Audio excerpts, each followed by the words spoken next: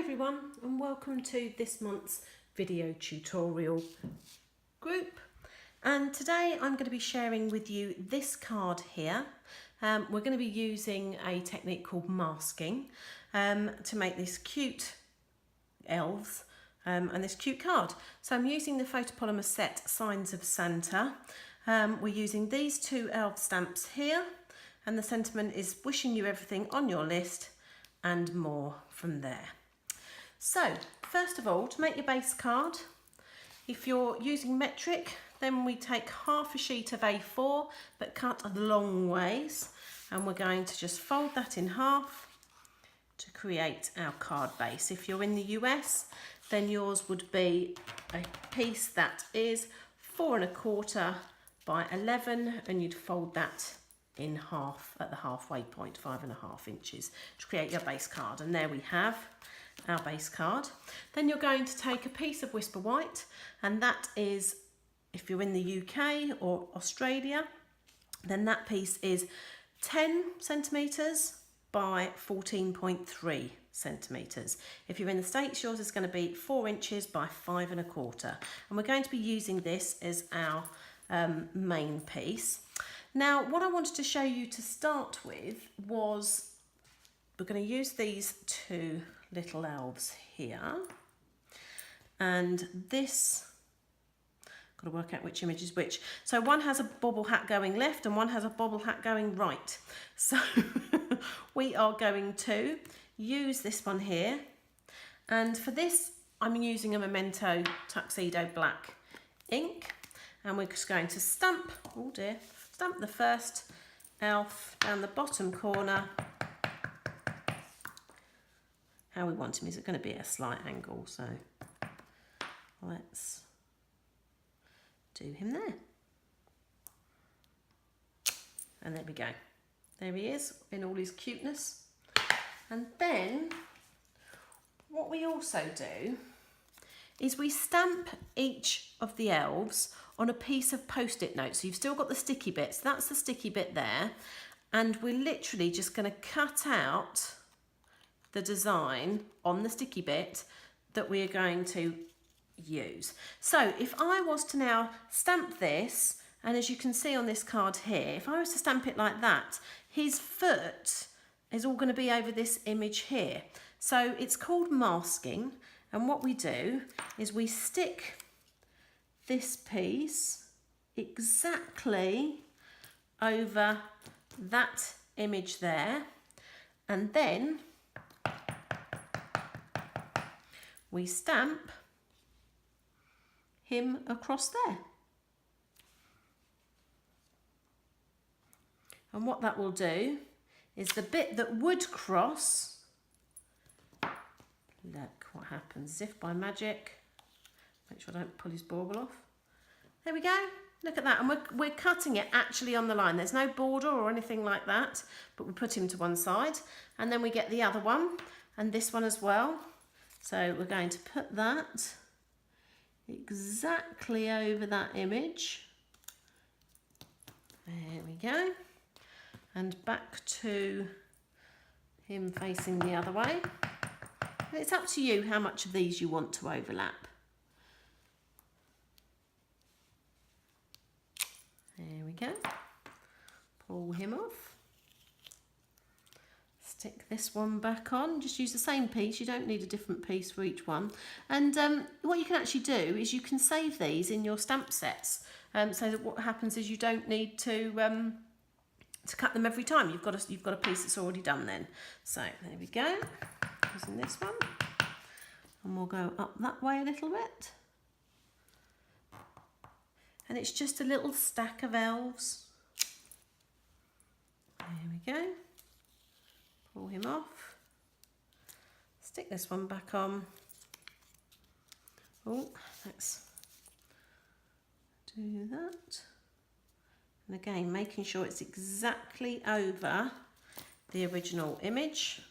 And which one are we? I think it's that one, that's it. And making sure that he gets on there.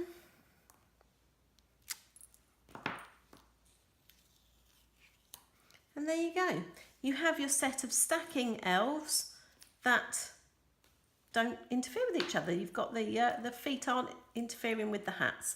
So it's entirely up to you how you colour these. I'll get rid of that black ink for the moment. So I'm choosing to use blends this time, but you could use watercolour pencils, you could use marker pens. It's entirely up to you really what you would like to use. The Black Memento ink pad is very good at not blending too much. And bleeding too much. So I'm going to use, these are all the light versions of these. So this is light Highland Heather, and I'm just going to use the thin end and colour him in. Now it's going to take me a little while to colour, but you can see that I'm not being particularly neat or taking too long. That's that one. And then we're on to light Granny Apple Green. So we'll use that. And again, these aren't any particular colours. You can use whatever you want. These are kind of very contemporary, not your typical red and green that you might have expected. There we go. Doesn't take long to do at all. And you could do shading and all sorts of things like that, but in this case I'm not going to worry. Light Pumpkin Pie. Now you can see on these blends you've got a brush end and a thick line and a bullet end and a thin line, so I'm just using the bullet ends of all of these. But you don't have the kind of lines that you may have with a water-based or dye-based marker pen. They all blend together, leaving no lines at all, because they're alcohol-based, these blend pens. That's it. And on to yellow.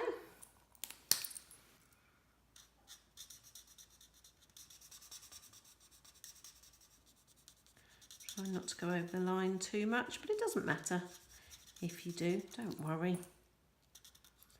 Looks quite good sometimes when you colour outside the lines, but if you're a bit of a perfectionist like me, then you will want to stay within your lines. And then finally the light Bermuda Bay. We've gone with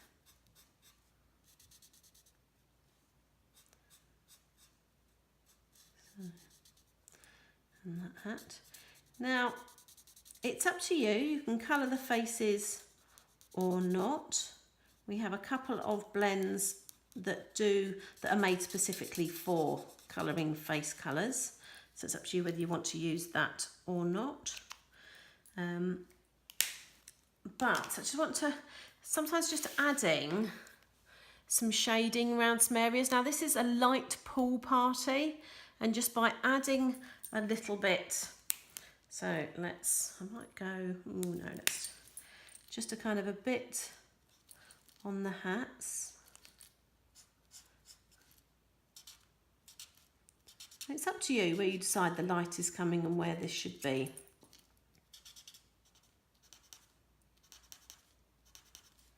So just highlight really wherever you want it to be at all. You could even do a little bit on the face or whatever, on the bauble, as I say, to give the bauble some dimension. And it's very, very light. So again, if you're not being super great at colouring, you don't have to worry too much because it won't show. Squeak, squeak. And as I say, entirely up to you. Decide where the direction of the light is coming from, and you're all good. So for the sake of this, as I say, you can colour. So you can colour in the hair, the ears, the face, get some rosy cheeks going on there and colour it to your heart's content. You say you can get in there shading and all sorts if you want to, but I'm good as I am. So I'm just going to use a snail to add some of this. Again, don't worry that the colour will come through, it always will with alcohol markers. There we go, so stick that in the middle. Then we're going to stamp our sentiment. So I've got a wishing you everything on your list and more. there as well. So black with the back with the black Memento ink, and just on some Whisper White card, just a scrap. Going to stamp that in the middle because we're going to be punching it out. Now on this set, I actually used the layering circle framelit dies. So if you've got something like that, you might want to use those. But for actually this demonstration, I'm going to use punches. So it's entirely up to you how you do it. Several ways to do the same thing as such. So there's my wishing you everything on your list. And for the purposes of this video, I'm going to use my 1 1/4 inch circle punch, and I'm going to punch that out. This is quite a tight fit, so it's up to you to make sure it's kind of central, or as central as you wish. Punch it out, there we go. And then I'm going to use the 1 inch circle punch for the and more. In fact, I'm going to go that way and make sure that is central as well, just by using them upside down. So that's those two. And then this is Coastal Cabana. I'm going to use the 1 3/8 inch circle punches, which is there, and the 1 1/8 inch circle punch, which is there. And just marry them up onto there. Now, depending on whether you want to give this card or whether you're going to post it, here in the UK, our postal charges are based on how thick something is. So if you want to post it and you want to keep layers as flat as possible, then you'll just want to use sort of PVA or something, something like a Tombow, and stick them flat like they are here.